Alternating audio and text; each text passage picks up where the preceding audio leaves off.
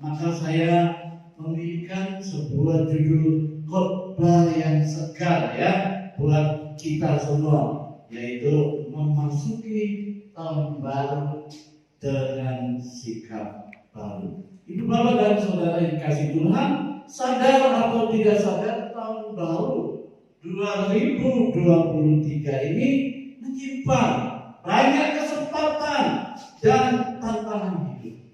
Mungkin tahun baru ini akan mendatangkan berkat besar bagi hidup sebagian orang, ya. Tetapi juga mungkin akan mendatangkan kerugian yang besar bagi hidup orang-orang lain. Beberapa orang mungkin akan mengalami kesuksesan di tahun baru ini, tapi beberapa yang lain mungkin akan mengalami kegagalan.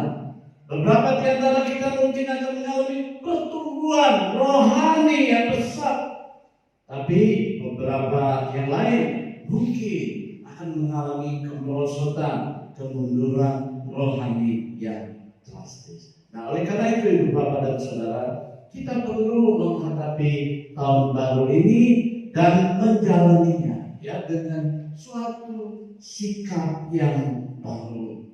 Mari kita buka bersama-sama Alkitab kita ya di dalam Kejadian pasal yang 4 ayat yang pertama sampai dengan ayat yang ke-16. Bapak Ibu Saudara dikasihi Tuhan, kalau kita menyimak pembacaan Alkitab ini, Bapak Ibu Saudara, sesungguhnya ada banyak tema ya dan tafsiran yang dapat diberikan pada perikop ini, baik dari sisi yang positif maupun dari sisi yang negatif. Ada orang yang menghubungkannya dengan tema yang umum seperti asal mula, kematian manusia, atau ibadah yang berkenan kepada Allah. Tetapi ada pula yang menghubungkannya dengan tema yang khusus, yaitu kemarahan dan iri hati Kain terhadap adiknya Habel. Nah, ibu bapak saudara, kalau kita membandingkan dengan pasal 3 sebelumnya yang menceritakan tentang kejatuhan Adam dan Hawa ke dalam dosa, maka pasal 4 ini merupakan kelanjutannya, yaitu berbicara tentang perluasan dosa. Ibu bapak dan saudara, iblis rupanya belum puas ya untuk menjatuhkan manusia yang pertama. Ia terus bekerja dan mencari kesempatan untuk menjatuhkan keturunan dari Adam dan Hawa. Tapi jangan lupa Bapak Ibu Saudara, bahwa Allah kita pun tidak tinggal diam, ya. Bahwa Allah pun terus dan tetap bergerak, tetap bekerja untuk kebaikan umat dan gereja. Apapun dan bagaimanapun tafsiran orang terhadap perikop ini ya, sikap Allah ya di dalam ayat yang ke-9 ini tetap sama Bapak Ibu Saudara ya.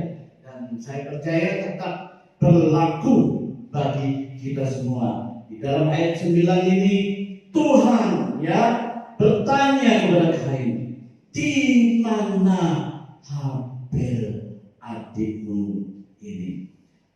Mari kita merenungkan ya bagian ini lebih jauh lagi Bapak Ibu Saudara ya. Mengapakah perikop ini berbicara tentang suatu sikap? Nah, jawabannya adalah karena dunia ya yang dibicarakan dalam perikop ini itu adalah suatu permulaan ya, sebuah kehidupan yang boleh dikatakan masih baru. Kalau kita bandingkan sungguh berbeda bukannya dengan kehidupan kita sekarang ini yang sudah dipenuhi dengan pikiran dan perbuatan jahatnya, penuh dengan kepalsuan dan juga sikap hidup yang munafik. Seperti syair sebuah lagu, dunia ini Bapak Ibu Saudara sungguh merupakan panggung sandiwara. Nah, oleh karena itu sulit agaknya untuk bisa melihat ya sikap yang benar dan mana sikap yang salah pada masa sekarang ini. Tetapi Bapak Ibu Saudara, manakala kita menengok ke belakang ya, melihat kepada permulaan dunia dan kehidupan dalam kitab Kejadian ini, maka kita menemukan di sini suatu kepolosan sikap ya, yang tanpa rekayasa, tiada kemunafikan, apa adanya. Nah, Bapak Ibu Saudara, sikap inilah yang menarik dan patut untuk kita contoh. Nah, inilah suatu sikap yang akan kita selidiki bersama pada hari ini ya. Kita membaca di sini di dalam ayat yang pertama dan yang kedua ya. Kemudian manusia itu bersetubuh dengan Hawa istrinya dan mengandunglah perempuan itu, lalu melahirkan Kain. Maka kata perempuan itu, aku telah mendapat seorang anak laki-laki dengan pertolongan Tuhan. Ayat 2 bagian selanjutnya, dilahirkannya Habel adik Kain. Nah, Bapak Ibu Saudara, ada penafsir yang menjelaskan bahwa Kain dan Habel ini adalah dua saudara kembar. Ya, ada penafsir yang menjelaskan bahwa Kain adalah lebih dulu lahir, maka ia adalah kakak, ya, dan Habel adalah adik. Tetapi yang jelas pada waktu melahirkan Kain, Hawa sang ibu berkata, aku telah mendapat ya seorang anak laki-laki dengan pertolongan Tuhan. Nah, Bapak Ibu Saudara, inilah arti dari nama Kain ini, yaitu milik atau pemberian. Sebuah nama dengan arti yang indah bukan? Tetapi arti nama adiknya adalah hal sebaliknya. Ya, nama Habel itu memiliki arti kosong, kesia-siaan. Puji Tuhan, Ibu Bapak Saudara, sampai sekarang saya belum pernah ya mendengar seorang Kristen yang bernama Habel. Ada? Gak ada ya? Gak ada ya? Ya, saya juga tidak berharap ada orang tua di sini yang akan memberi nama Habel ya pada adiknya. Nah, Bapak Ibu Saudara kasih Tuhan, dua saudara kandung telah terlahir ke dalam dunia ini. Putra-putra manusia pertama telah memasuki suatu dunia yang baru. Mereka akan memulai ya, lembar kehidupan yang baru. Mereka segera menjalani tahun pertama dari kehidupan mereka. Kita penasaran ya, bagaimana sikap mereka? Saudara dan saya pasti akan terheran bahwa dua bersaudara dari satu ayah dan ibu kandung yang selama ini ternyata memiliki suatu sikap hidup yang berbeda. Di dalam ayat 2 kita membaca tadi, Habel menjadi gembala, ya, kambing domba, Kain menjadi petani. Nah, yang pertama Bapak Ibu Saudara, mari kita melihat ya, bagaimana sikap hidup Kain, ya, anak yang sulung itu.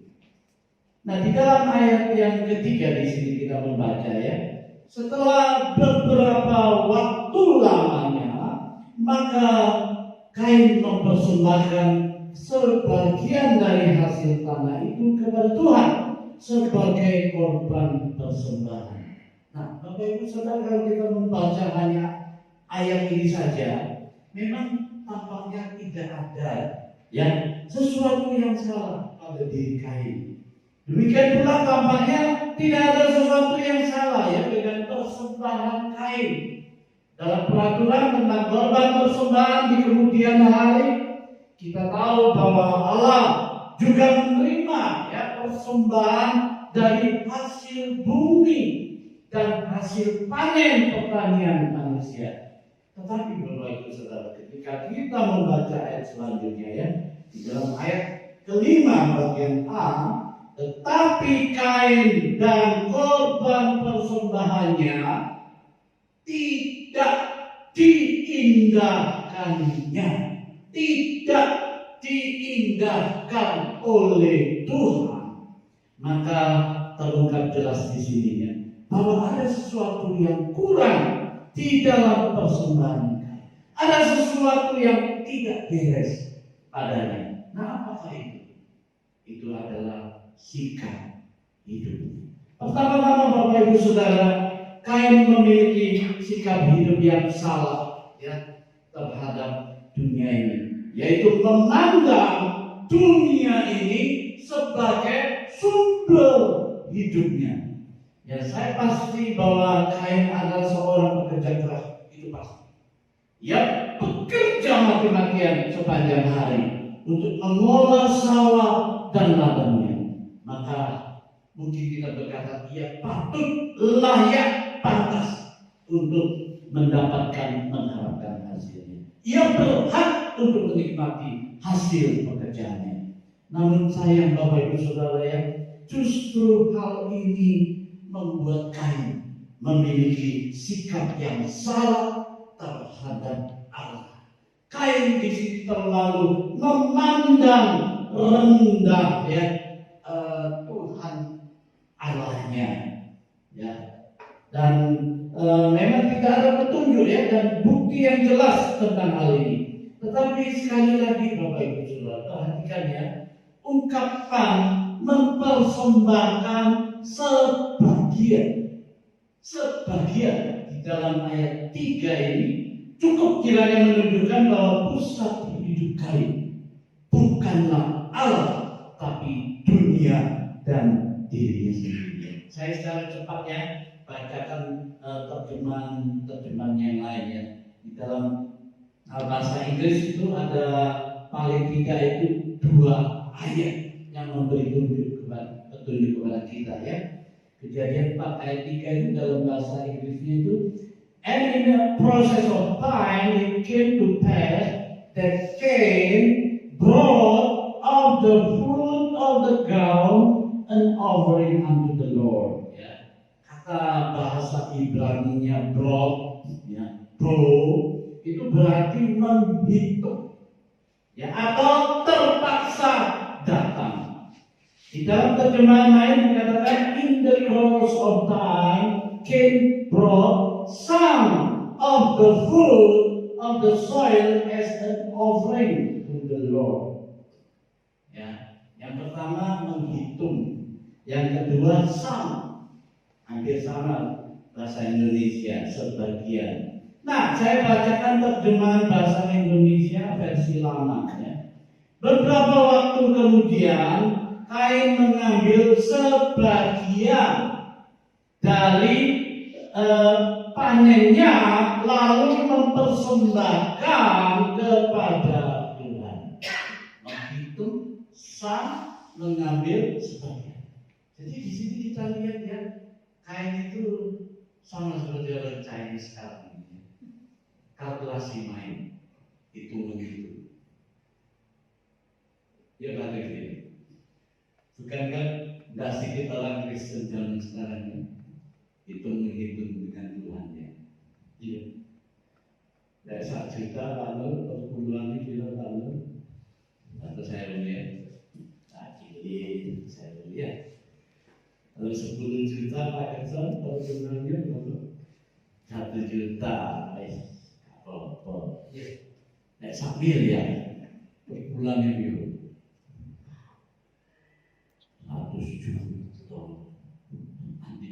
100 juta Andika.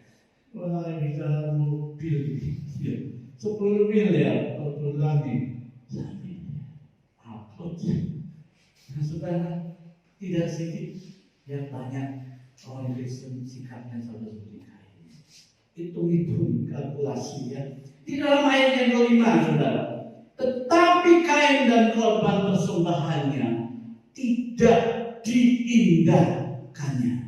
Nah, pernyataan ini Bapak Ibu Saudara juga memberitahu kita bahwa Kain semestinya tahu ya, paling tidak melihat dari contoh pengalaman orang tuanya apa dan bagaimana persembahan yang menyenangkan hati Allah, tapi rupanya keegoannya bicara lebih keras ya daripada ketaatannya kepada Allah.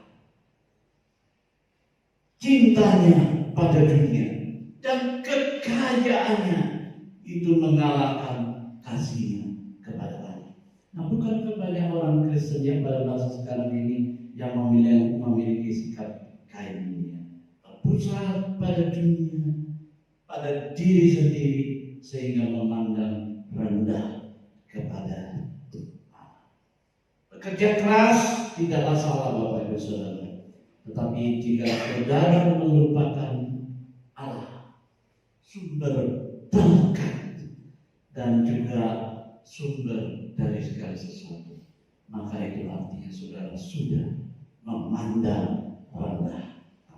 Nah, Bapak Ibu Saudara, Kain bukan hanya tidak mempedulikan Allah, tapi dia juga tidak mempedulikan adik kandungnya sendiri. Nah, inilah sikap ketiga yang salah dari Kain, yaitu lepas kontrol terhadap dirinya sendiri dan orang lain. Di dalam ayat 5, ayat 6, ayat 7 jelas apa yang terjadi. Ya, Kain akhirnya tanpa sadar mungkin karena kemarahan, karena dengkinya, dia membunuh adik kandungnya sendiri. Bapak Ibu Saudara, Kain lepas kontrol terhadap dirinya sendiri. Yang pertamanya, hatinya panas dan mukanya muram. Nah, menurut psikologi Bapak Ibu Saudara, inilah gejala pertama ya dari suatu tindak kejahatan. Ya. Menurut Alkitab, ini adalah godaan dosa yang harus kita kuasai. Ya, di dalam ayat itu dikatakan dosa sudah mengintip di depan pintu. Ya, sangat menggoda engkau, tetapi engkau harus berkuasa atas. Yang kedua, Bapak Ibu Saudara, Kain juga lepas kontrol terhadap diri orang lain. Kata Kain kepada Habel adiknya, mari kita pergi ke padang. Ketika mereka ada di padang, tiba-tiba Kain memukul Habel adiknya itu, lalu membunuh dia. Nah, kalau Bapak Ibu Saudara yang tertarik dengan asal usul, saya memberitahu saudara bahwa inilah tindak pembunuhan yang pertama di dunia. Kain tidak hanya tercatat di sini sebagai seorang pembunuh yang pertama di dunia, bahkan tidak berlebihan jika saya katakan bahwa Kain adalah seorang pembunuh terkejam yang pernah ada di dalam sejarah manusia. Sebab Kain tidak hanya membunuh adik kandungnya sendiri, ia memukul Habel lalu membunuh dia. Dalam terjemahan bahasa Inggris lebih tegas lagi, saudara ya. And Cain talked with Abel his brother, and it came to pass when they were in the field that Cain rose up against Abel his brother and slew, menggorok, membantai adiknya itu. Istri saya orang Manado, ya, di Manado, kejam juga Bapak Ibu. Pernah terjadi true story, saya pernah dengar, ya, sampai ya ada kakak kandung membunuh adiknya. Gara-gara apa? Dia menggeser patok ladang dari kakaknya. Bukan main Bapak Ibu Saudara. Inilah dunia itu Bapak Ibu Saudara. Ini bukan panggung sandiwara, tapi ini ada reality, saudara-saudara. Ya. Yang kedua Bapak Ibu Saudara, mari kita melihat ya sekarang bagaimana sikap hidup Habel terhadap dunianya dan alamnya. Di dalam ayat yang keempat, Habel juga mempersembahkan korban persembahan dari anak sulung kambing dombanya, yakni lemah-lemahnya. Maka Tuhan mengindahkan Habel dan korban persembahannya itu. Nah, memang tidak banyak informasi yang kita dapat tentang Habel. Namun beberapa ungkapan di dalam ayat ini cukup kiranya yang memberitahu kita sikap hidup Habel sungguh berbeda dari sikap hidup kakaknya. Pertama, Bapak Ibu Saudara, Habel adalah seorang percaya, ya, yang taat kepada Tuhan Allah. Seperti kakaknya, saya pasti Habel telah melihat dan belajar contoh pengalaman orang tuanya tentang cara mempersembahkan korban kepada Allah.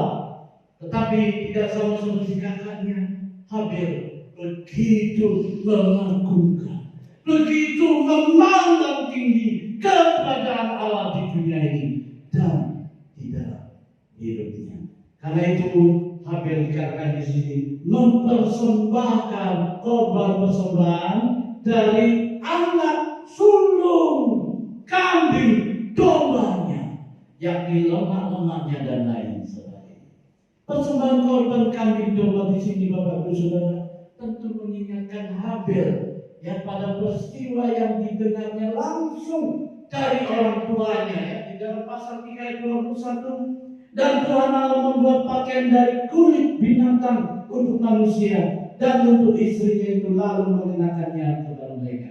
Nah, ungkapan kulit binatang di sini tentu bertanda jelas bahwa ada korban binatang yang telah disembelih, dan korban persembahan berdarah di sini juga di kemudian hari merupakan korban yang terpenting di dalam perjanjian lama dan menjadi gambaran langsung bagi pengorbanan Yesus, sang anak domba di dalam perjanjian baru.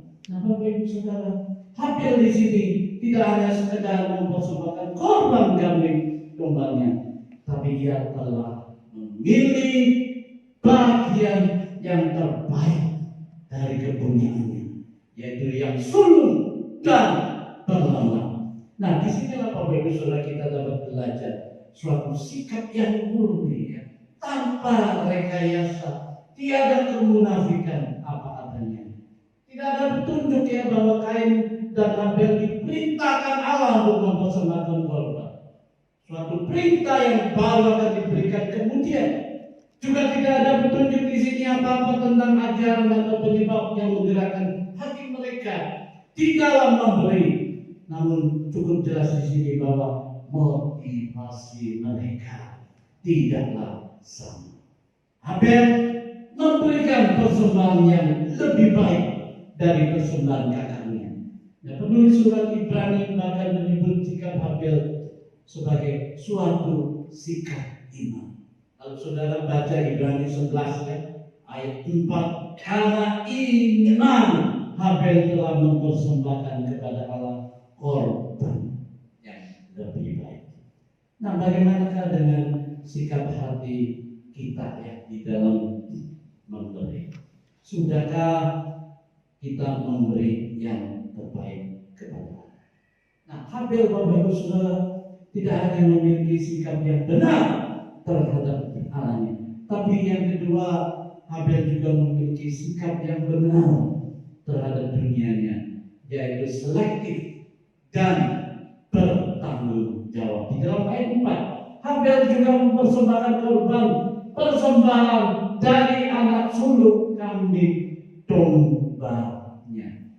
Nah, seperti kita ketahui ya bahwa pertanian dan peternakan itu dua bidang hidup yang ada pada zaman Adam dan Hawa. Maka kalimat Habel menjadi gembala kambing domba, Kain menjadi petani, itu sesungguhnya menunjuk kepada pilihan, ya, prioritas daripada spesialisasi. Belum ada program doktor ya pada waktu itu, saudara. Jadi itu merupakan pilihan. Hal ini berarti apa? Bahwa di samping memiliki sawah yang luas, Kain pasti juga memiliki beberapa kambing domba. Begitu pula Habel, di samping lahan pertaniannya, dia juga menambahkan kambing dan domba. Tahukah mengapa, Bapak Ibu Saudara? Sebab Habel tahu sesuatu yang terbaik dan yang diperkenan oleh Allah, yaitu korban anak domba. Bapak Ibu Saudara, Habel bisa saja mempersembahkan hasil pertaniannya dan sebagainya, tetapi jelas di sini ia lebih memilih untuk berternak daripada bertani. Nah, inilah yang luar biasa Bapak Ibu Saudara dari Habel. Ia tahu memilih mana yang baik dan mana yang tidak baik, mana yang benar dan mana yang salah. Nah, ini juga menjadi satu renungan bagi kita. Bagaimana dengan sikap hidup kita? Ada banyak kesempatan, pilihan yang ditawarkan oleh dunia kepada kita di tahun baru 2023 ini. Apakah saudara sudah mampu memilih yang tepat? Bukan hanya bagi diri sendiri dan keluarga kita, tapi terlebih lagi bagi anak kita. Ya, Tuhan Yesus berkata, setiap orang yang kepadanya banyak diberi, daripadanya banyak dituntut. Kepada siapa yang banyak dipercayakan, daripadanya akan lebih banyak lagi dituntut. Karena itu, muliakanlah Tuhan dengan hartamu dan dengan hasil pertama dari penghasilan. Nah, yang terakhir Bapak Ibu Saudara, yang ketiga, ini yang terpenting. Bagaimanakah sikap Allah terhadap dunia dan kita manusia ini? Nah, pertama-tama Bapak Ibu Saudara kita melihat di sini bahwa Tuhan kita adalah Allah yang berdaulat penuh. Di dalam ayat yang keempat bagian B dan juga ayat yang kelima dikatakan di sini maka Tuhan mengindahkan Habel dan korban persembahannya itu, tetapi Kain dan korban persembahannya tidak diindahkan. Nah, saudara, Kain di sini boleh saja tidak terima, merasa diperlakukan tidak adil dan sasar juga kalau misalkan dia mau protes, mengadakan demonstrasi seperti yang dikeluhkannya di dalam ayat 13. Hukumanku itu lebih besar daripada yang dapat kutanggung. Tetapi percayalah Bapak Ibu, Allah Tuhan kita tetap Allah yang tidak berubah. Dia adalah Allah yang benar, yang berhak untuk memilih Habel, tapi Dia juga berhak untuk menolak. Oleh karena itu, tidak ada sikap dan cara lain yang lebih aman dan benar kepada Allah selain bersikap apa? Beriman, percaya. Ayub berkata, dengan telanjang aku keluar dari kandungan ibuku, dengan telanjang juga aku akan kembali ke dalam. Tuhan yang memberi, Tuhan yang mengambil. Terpujilah nama yang indah. Dalam kesemuanya itu, Ayub tidak berbuat dosa dan tidak menuduh Allah berbuat yang kurang. Bapak Ibu Saudara, Roma ayat pasal 8 ayat 28 kiranya menjadi ayat penghiburan buat kita. Kita tahu sekarang bahwa Allah turut bekerja dalam segala sesuatu untuk mendatangkan kebaikan bagi mereka yang mengasihi Dia dan juga bagi mereka yang terpanggil sesuai dengan rencana. Bapak Ibu Saudara, percayalah sekarang ini Tuhan sedang melaju, Tuhan sedang merendah hidup kita masing-masing. Suatu hari kelak kita akan melihat pelangi kasih-Nya yang indah, yang luar biasa. Amin. Yang kedua, Bapak Ibu Saudara Tuhan kita adalah Allah yang bersikap adil di dalam ayat 9, 10 sampai dengan ayat yang ke-12 Bapak Ibu Saudara, jangan mengira dan juga menganggap bahwa Allah tidak tahu dengan setiap pikiran atau perkataan dan perbuatan hidup kita. Sebaliknya Bapak Ibu Saudara ya, sifat kemahatauannya itu mendorong Allah yang untuk bersikap adil kepada apapun dan juga kepada siapapun. Pertanyaan Allah, di mana Habel adikmu itu? Sesungguhnya meminta tanggung jawab Kain atas perbuatannya kepada Habel. Nah, saya percaya pertanyaan ini juga merupakan panggilan Allah bagi kita semua. Untuk apa? Untuk mempertanggungjawabkan ya segala perbuatan kita terhadap orang. Nah, mungkin saudara sedih, kecewa, tahun 2022 paling salah ya, banyak saya banyak sebenarnya. Yang terakhir ya, baru dia geser dia, ini udah capek ya. Nah, ini yang terakhir Bapak Ibu Saudara. Tuhan kita adalah Allah yang bersikap kasih dan pengatur. Bapak Ibu Saudara, tanda atau dalam bahasa aslinya yang dijelaskan di dalam Alkitab Jenewa ya. This is the sign of God's judgment that others should fear by it ya. Jadi tanda yang kelihatan dari apa? Dari penghakiman Allah, saudara ya.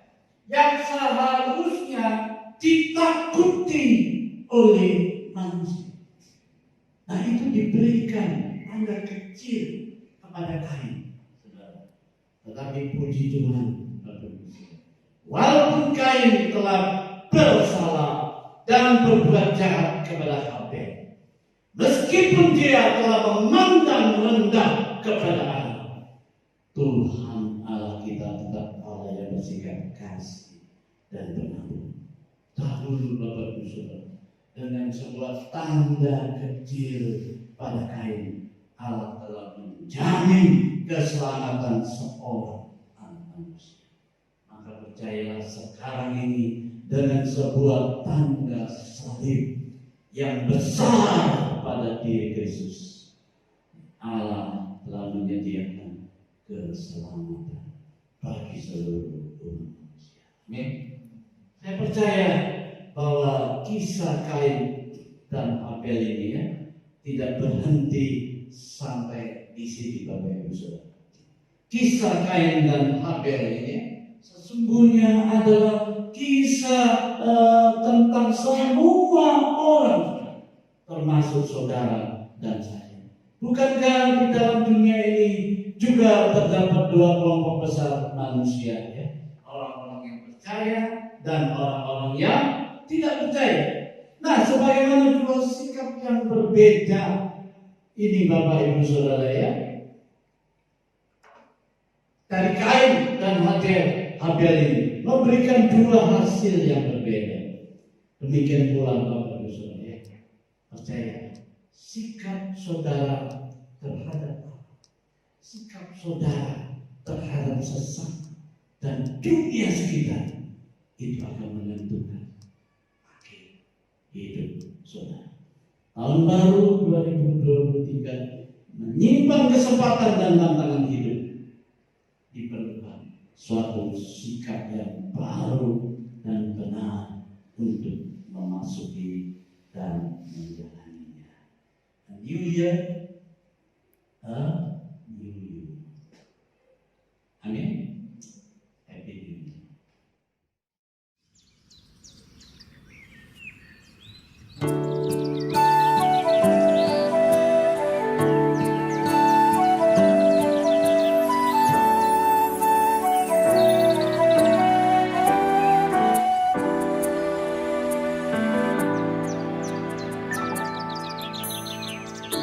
Perhatikanlah bunga bakung di ladang, Tuhan hiasi